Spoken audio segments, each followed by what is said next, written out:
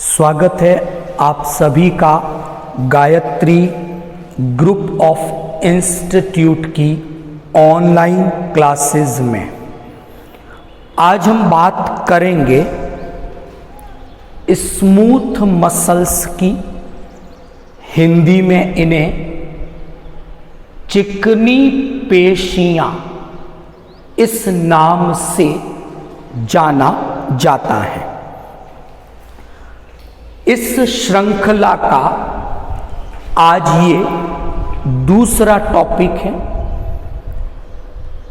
इस श्रृंखला में हमने पहले स्केलेटल मसल्स, कंकालीय पेशियों के बारे में कुछ वीडियोस अपलोड किए थे और उसी श्रृंखला में आज हम स्टार्ट कर रहे हैं दूसरे प्रकार की जो मसल्स हैं, जिन्हें स्मूथ मसल्स नाम दिया गया है, उनके बारे में।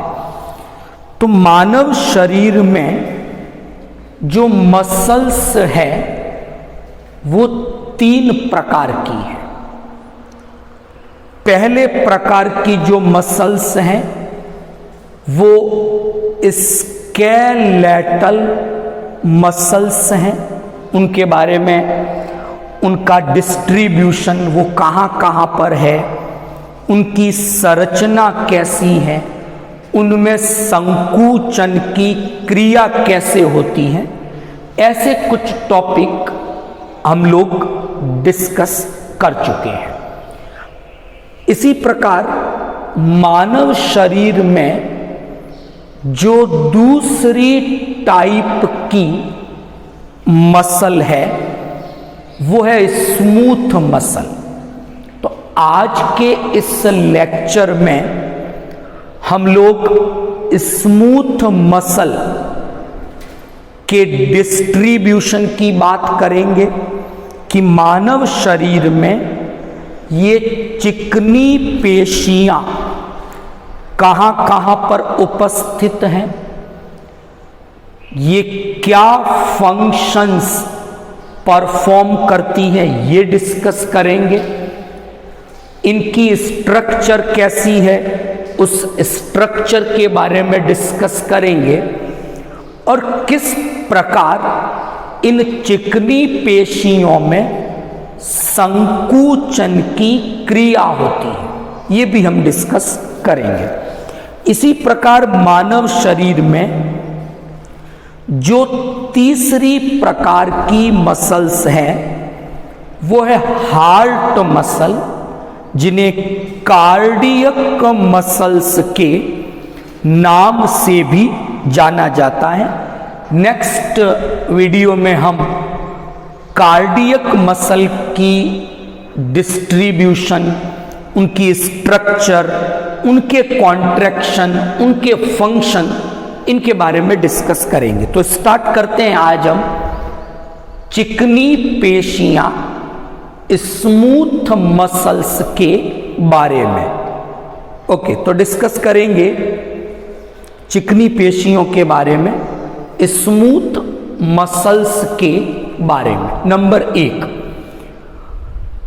आज के लेक्चर में हम सबसे पहले डिस्कस करेंगे इन स्मूथ मसल्स की कुछ प्रॉपर्टीज के बारे में। और जब हम ये प्रॉपर्टीज डिस्कस करेंगे तो उसी के साथ ये भी डिस्कस करेंगे कि किस प्रकार स्मूथ मसल्स अपनी इन प्रॉपर्टी में स्केलेटल मसल्स से, कंकालीय पेशियों से अलग होती है। तो शुरुआत करते हैं टॉपिक की। मैंने यहां पर ये 3 नाम लिखे हैं, समझते हैं क्या है और ये किस प्रकार अलग है कंकालीय पेशियों से। तो नंबर 1, पहली बात जो मैंने यहां लिखी है, नॉन स्ट्रिएटेड मसल्स। अगर मैं हिंदी में कहूं तो नॉन स्ट्रिएटेड मसल के लिए हिंदी में जो नाम काम में लिया जाएगा वो है अरेखित पेशियां। Is that clear? जबकि कंकालीय पेशियों को हमने रेखित पेशियां, इंग्लिश में स्ट्रिएटेड मसल्स कहा था।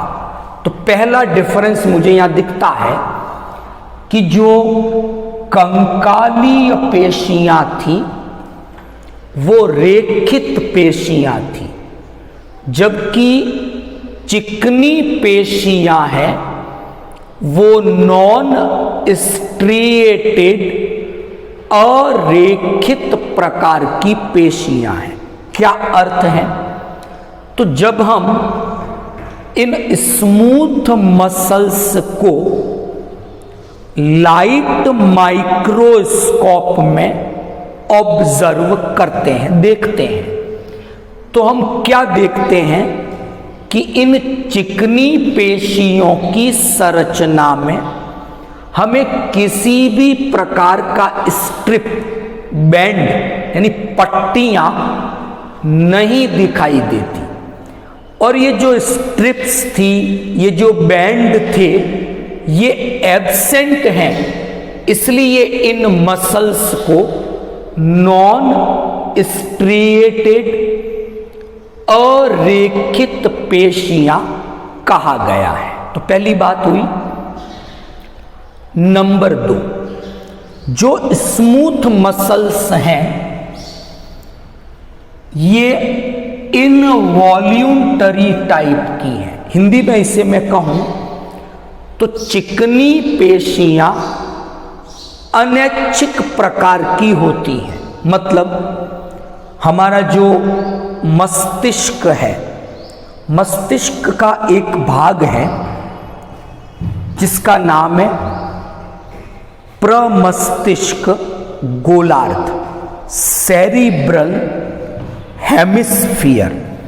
तो ये जो प्रमस्तिष्क गोलार्ध है ये नियंत्रण करता है कंकालीय पेशियों पर, ऐच्छिक पेशियों पर। मतलब ऐच्छिक पेशियों पर मस्तिष्क का पूर्ण नियंत्रण है। लेकिन जो चिकनी पेशियां हैं, स्मूथ मसल्स हैं, ये इनवॉल्यूंटरी प्रकृति की है, अनैच्छिक प्रकृति की है। मतलब मस्तिष्क का इन पेशियों पर नियंत्रण नहीं है। यानी इन पेशियों में जो संकुचन, शिथिलन, ये जो 2 क्रियाएं होती हैं, तो इस कॉन्ट्रैक्शन पर, रिलैक्सेशन पर कंट्रोल है स्वायत्त तंत्रिका तंत्र का। मतलब जो सीएनएस है हमारा, केंद्रीय तंत्रिका तंत्र, जिसमें मस्तिष्क है, मेरुरज्जु है, तो मस्तिष्क और मेरुरज्जु, सीएनएस, केंद्रीय तंत्रिका तंत्र, कंकालीय पेशियों पर पूरा नियंत्रण करता है। इसलिए वो वॉल्यूंटरी प्रकार की थी, ऐच्छिक प्रकार की थी। लेकिन चिकनी पेशियों पर सीएनएस का, केंद्रीय तंत्रिका तंत्र का, सेंट्रल नर्वस सिस्टम का कंट्रोल नहीं है। इन मसल्स पर कंट्रोल ऑटोनॉमस नर्वस सिस्टम का, स्वायत्त तंत्रिका तंत्र का है। सिंपैथेटिक उसका एक घटक है, पैरासिम्पैथेटिक उसका दूसरा घटक है। तो ये जो स्मूथ मसल्स हैं ये इनवॉल्यूंटरी प्रकृति की है, अनऐच्छिक प्रकृति की होती है। ओके, नंबर 3, ये विसरल मसल्स है। विसरल का मतलब जो चिकनी पेशियां हैं ये हमारे शरीर में जो विसरल ऑर्गन है, जो कोमल अंग हैं, उनकी भित्ति में उपस्थित हैं, इसलिए इनका नाम दिया गया है विसरल मसल्स। तो अभी तक मैंने एक बात डिस्कस की, 3 प्रॉपर्टीज के बारे में बात की है चिकनी पेशियों की, कि इन्हें अरेखित पेशियां कहा जाता है। तो क्यों कहा जाता है? क्यों ये मसल्स इनवॉल्यूंटरी अनैच्छिक प्रकार की हैं, और क्यों ये विसरल मसल्स है। तो ये बातें मैंने डिस्कस की, और साथ में ये भी डिस्कस किया कि जो स्केलेटल मसल्स हैं, कंकालीय पेशियां हैं, उनसे ये चिकनी पेशियां अलग कैसे हैं। अब दूसरी बात पे डिस्कस करेंगे हम इन चिकनी पेशियों की। जब हम स्ट्रक्चर देखते हैं, संरचना देखते हैं, तो क्या क्या दिखता है। नंबर 1, ये मसल्स हमें स्पिंडल शेप्ड दिखती है, यानी तरकू की आकृति की है, बीच में से इलोंगेटेड है, दोनों सिरों पर टेपरिंग है, दोनों सिरे लगातार पतले होते जा रहे हैं, ऐसी आकृति है। और इसके लिए हमने नाम काम में लिया कि smooth muscles are spindle shaped, ऐसी स्ट्रक्चर है इनकी। नंबर 2, स्मूथ मसल्स में एक सिंगल न्यूक्लियस प्रेजेंट, एक ही केंद्रक होगा, और वो भी सेंट्रल पोजीशन में होगा, ठीक बीच में वो न्यूक्लियस होता है।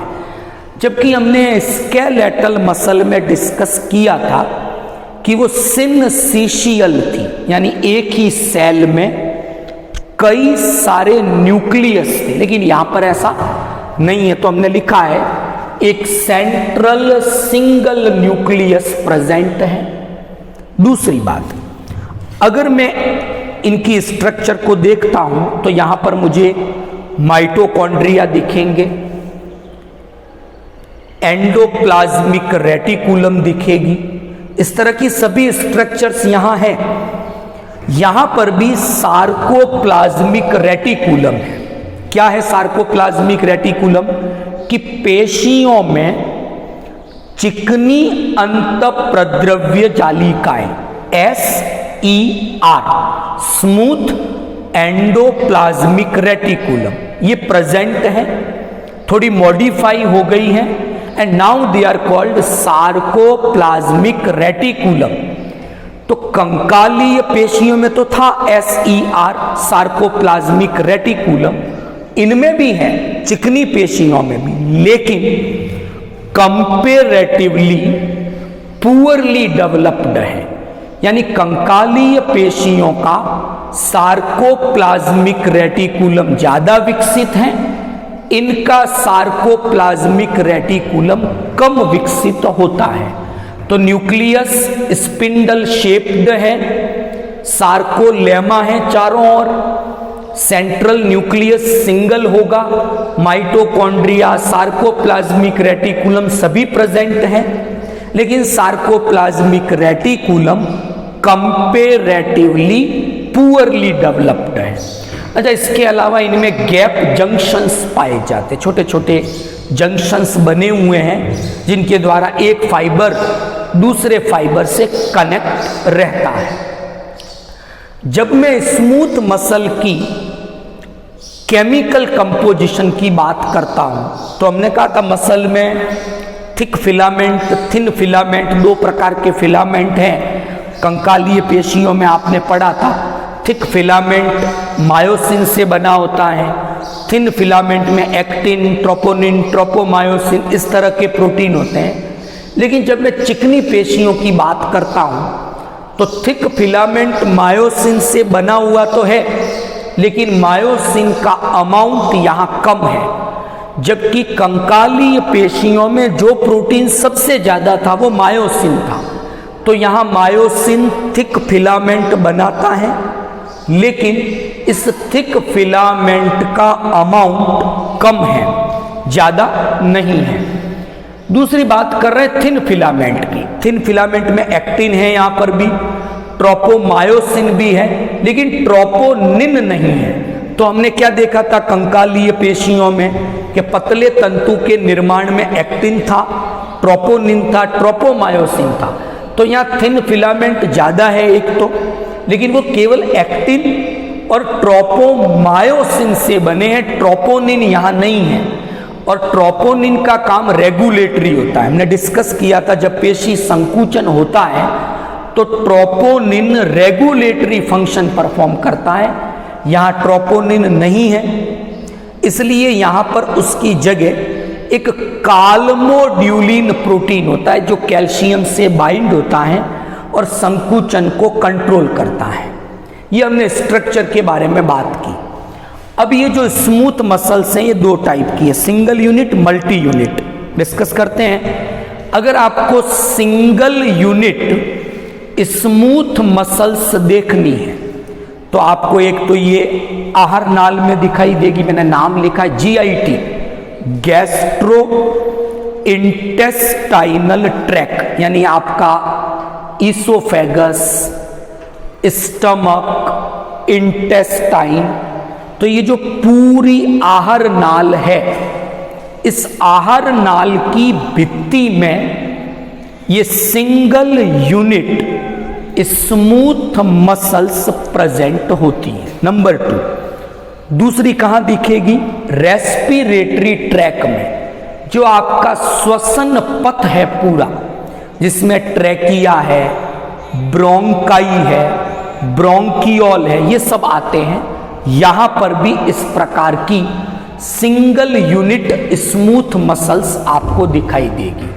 तीसरा, आपको यूरिनरी ब्लैडर में मूत्राशय है, मूत्रवाहिनी है, उनमें भी सिंगल यूनिट स्मूथ मसल्स दिखती है।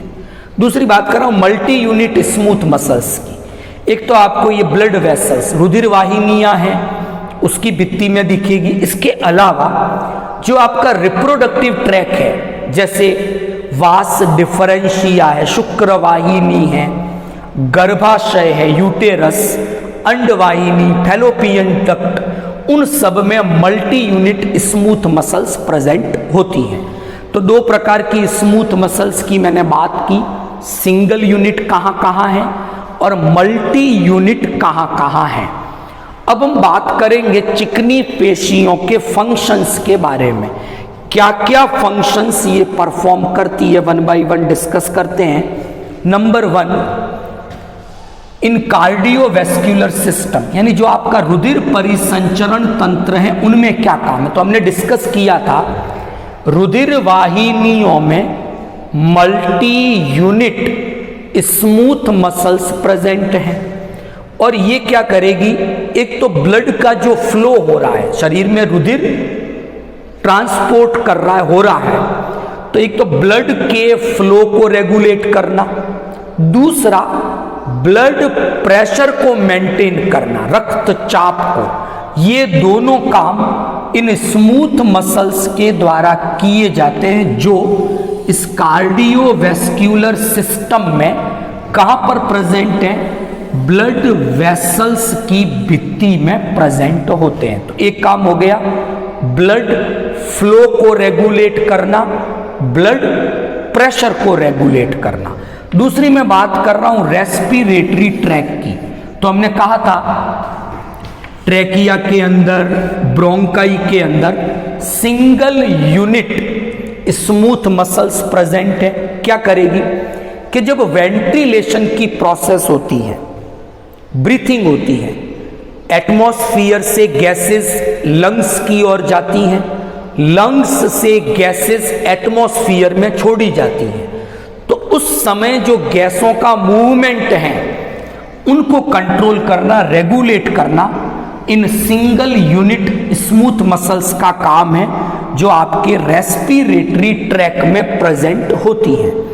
तीसरी बात मैं कर रहा हूं गैस्ट्रो इंटेस्टाइनल सिस्टम। वही आहार नाल की मैंने बात की, आहार नाल में, ईसोफेगस में, स्टमक में, इंटेस्टाइन में प्रेजेंट है। और हमने जब डाइजेशन की फिजियोलॉजी पढ़ी थी तो ऐसा पढ़ा था कि भोजन पेरिस्टालसिस क्रमाकुंचन की गति द्वारा आगे बढ़ता है। तो ये जो पेरिस्टालसिस है, क्रमाकुंचन की गति है जिसके द्वारा फूड आगे मूव करता है, वो in single unit smooth muscles के द्वारा होता है जो GIS इसोफेगस में इंटेस्टाइन की भित्ति में प्रेजेंट होती है। चौथा मैं काम डिस्कस कर रहा हूँ रीनल सिस्टम में। हमने कहा मूत्राशय में, मूत्रवाहिनी में ये स्मूथ मसल्स प्रेजेंट है, सिंगल यूनिट, और ये क्या करती है, एक तो मूत्राशय का फैलना सिकुड़ना इस पे कंट्रोल करेगी। मूत्रवाहिनी जब फैलती और सिकुड़ती है तो यूरिन आगे की ओर खिसकता है। ये सब काम इन स्मूथ मसल्स के द्वारा किए जाते हैं जो रीनल सिस्टम में है। इसके अलावा यूटेरस में, फैलोपियन ट्यूब में, शुक्रवाहिनी में, वहाँ पर भी ये स्मूथ मसल्स हैं जो स्पर्म की मूवमेंट को, कि जब इंसेमिनेशन की क्रिया होती है तो शुक्राणु योनि मार्ग में डिस्चार्ज किए जाते हैं, तो वो शुक्राणु फैलोपियन नलिका तक पहुंचते हैं। उसमें गर्भाशय की पेशियां जो ये स्मूथ मसल्स हैं, इसके अलावा फैलोपियन ट्यूब में ऐसी मसल्स हैं, उनका जो संकुचन शिथिलन है वो इसमें एक इम्पोर्टेंट पार्ट प्ले करता है।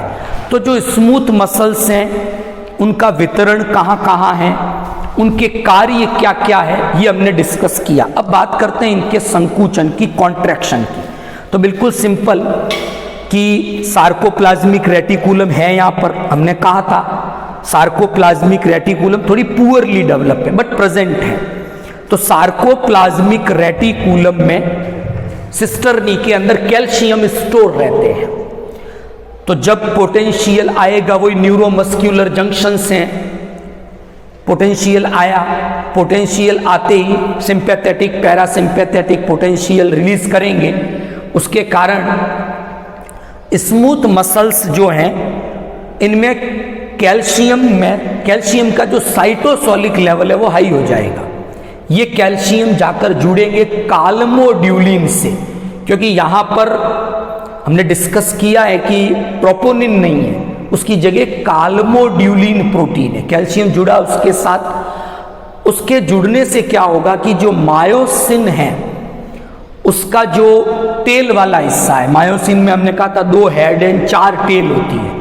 तो टेल में फॉस्फोराइलेशन होता है, काइनेस की एक्टिविटी स्टार्ट होती है। मायोसिन का हेड अब एक्टिन के साथ एक ब्रिज बनाता है और इस प्रकार स्लाइडिंग फिलामेंट थ्योरी काम यहाँ पर करती है। तो आई होप आज का जो लेक्चर था स्मूथ मसल्स के बारे में, एग्जाम पॉइंट ऑफ व्यू से आप ध्यान रखें, आपको स्मूथ मसल्स के एग्जाम्पल पूछे जा सकते हैं, उनकी स्ट्रक्चर पूछी जा सकती हैं, इन मसल्स के फंक्शन पूछे जा सकते हैं। लेकिन जो कॉन्ट्रैक्शन की फिजियोलॉजी है मसल्स के, वो हमारे सिलेबस में केवल और केवल स्केलेटल मसल के कॉन्ट्रैक्शन की फिजियोलॉजी है, जो स्लाइडिंग फिलामेंट थ्योरी है। तो उसको हम डिटेल पढ़ चुके हैं। यहाँ केवल इतना याद रखना है कि सिंपैथेटिक और पैरासिम्पैथेटिक ये जो नर्व हैं, न्यूरॉन्स हैं, ये स्मूथ मसल्स को रेगुलेट करते हैं। फिर यहाँ पर इम्पल्स आती है, साइटोसोलिक कैल्शियम लेवल इंक्रीज होता है, काल्मोड्यूलिन से वो बाइंड होता है, मायोसिन काइनेस की एक्टिविटी होती है, टेल में फॉस्फोराइलेशन होता है, मायोसिन के हेड में एटीपीएस की एक्टिविटी शुरू होती है और एक्टिन और मायोसिन के बीच क्रॉस ब्रिज बनता है और स्लाइडिंग होती है। तो आई होप आज का लेक्चर बहुत इंटरेस्टिंग रहा होगा आप लोगों के लिए। वीडियो को ज़्यादा से ज़्यादा लाइक और शेयर करें, पूरा देखें। Thank you.